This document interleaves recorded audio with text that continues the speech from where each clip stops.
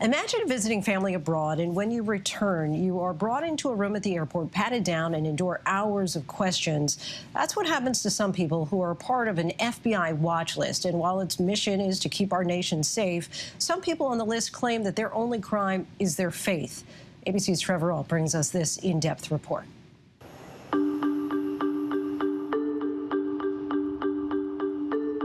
They're subject to pat-downs, hours-long detentions, and extensive questioning, but they've never had a trial. They are the many people on America's terrorist screening watch list. It just ended up becoming this traumatic thing for us to ever fly again. I decided not to enroll a semester at Harvard because this had gone out of hand. My kids were having nightmares every night. Zainab Merchant is a mother of 4 and a U.S. citizen, and she spent years on the watch list with no answers. She and her family were first detained by American officials in 2016, coming back to the United States from a wedding in Canada.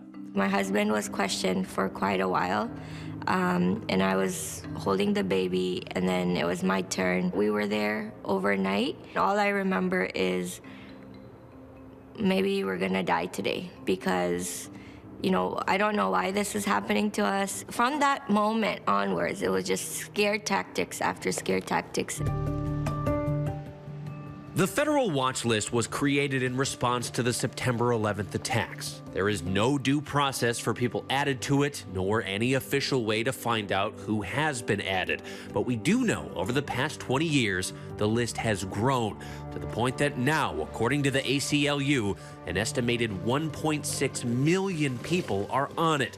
And unlike the no-fly list, which outright prevents people from flying, the watch list does permit people to fly. They're just subjected to extra security, sometimes extensively, when either flying or crossing the border.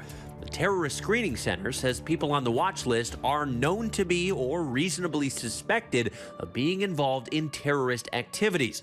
But Zainab says the only thing she's guilty of is being Muslim. They have somebody following us the entire time, from the security all the way to the boarding gate. Right there. It was just us who would get stopped. The children were taken away from us, and they were subjected to extra screening as well. They were being treated as criminals, no matter how little they were. Zainab says things took a turn when she was approached by FBI agents in Orlando. There were 2 agents that contacted me. They said that we need information about your mosque and your community. And if you help us be an informant, we will help you get off this watch listing program. And I said, absolutely not. You know, I'm a mom. I'm not a spy. I don't care if I'm going to be on this longer. I'm just not going to do this.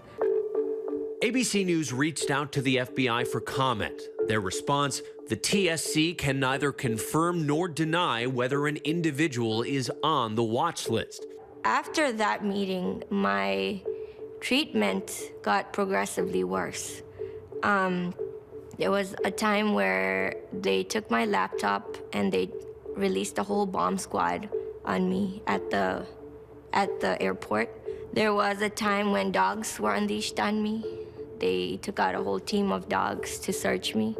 And then there was this harrowing incident at Logan Airport in Boston. That day, they were trying to strip me of my dignity when they didn't believe that I was on my period. Even though I went on through the scan, everything was clear. The female officers patted me down and they said, there's something in my groin area. And I said, yeah, it's my pad. I'm on my period. And I remember them snickering at each other. And they said, we need to do a private screening of your groin area. They said, you can't turn back. I was like, okay, I'm gonna be shot, or I cooperate with them. I said my final prayers as a Muslim. I had no one to call and no one to say anything to. It's that feeling of utter helplessness, and just, I was ready to die. And they removed my pants and they saw the blood everywhere, and they quickly just scurried out of the closet. There are many others like her. 69-year-old Abdul Qadir Nur, who goes by Inu, is also a U.S. citizen and also on the watch list. He's done humanitarian work with the UN in his native Somalia and all over the world. That work requires him to travel frequently, but every time he does, his boarding passes are marked with these 4 S's. It means secondary security screening selection. In addition to extensive questioning, he says every time he travels, his electronics get confiscated.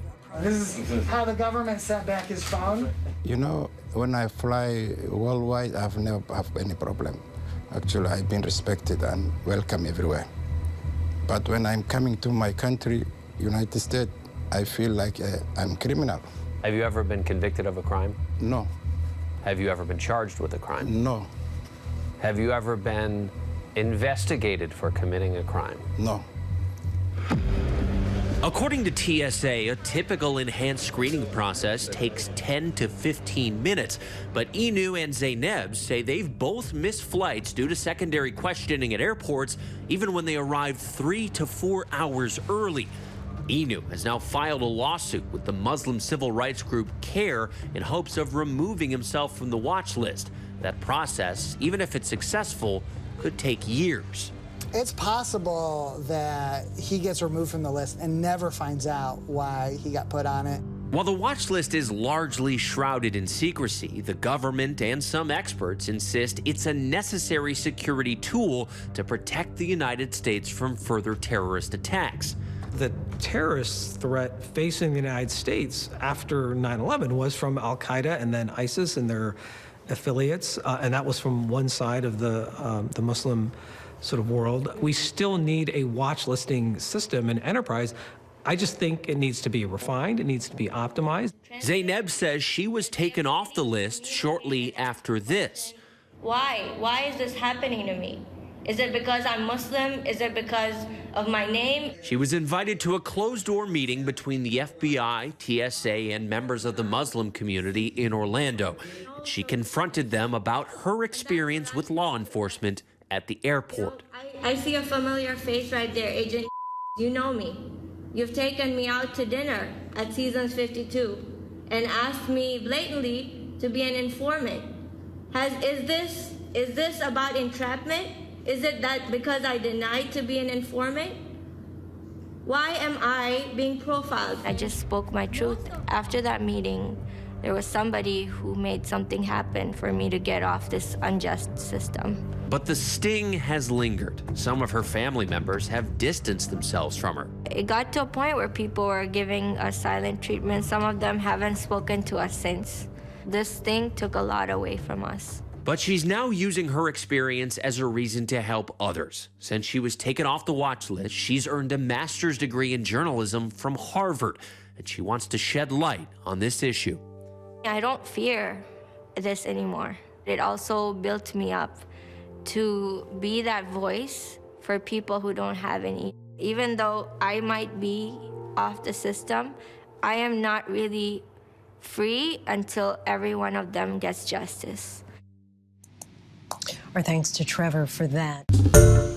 Hi, everyone. George Stephanopoulos here. Thanks for checking out the ABC News YouTube channel. If you'd like to get more videos, show highlights, and watch live event coverage, click on the right over here to subscribe to our channel. And don't forget to download the ABC News app for breaking news alerts. Thanks for watching.